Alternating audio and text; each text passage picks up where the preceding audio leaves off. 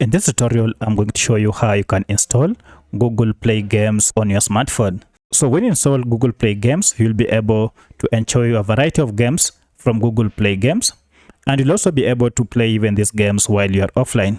If you find this video helpful, I'll kindly request that you support me by liking this video and also by subscribing to this channel. So the first thing you need to do is to go ahead and tap on Google Play Store on your Android smartphone, and I'll go ahead and tap on mine.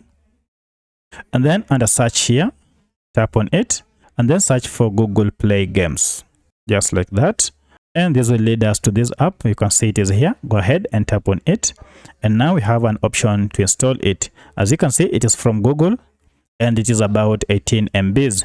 So I'll proceed and tap on install. Then this will go ahead and download the game on my smartphone. And this process won't take much time. It will take just a minute or so and it should be done. And here we go. The download is done, and then the installation process will begin straight away, and it is done.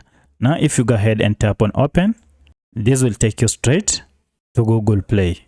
If you go to your apps now, you will be able to see Google Play games is available here, and now you can start enjoying your games at the comfort of your home. So that's how you download and install Google Play games on your smartphone.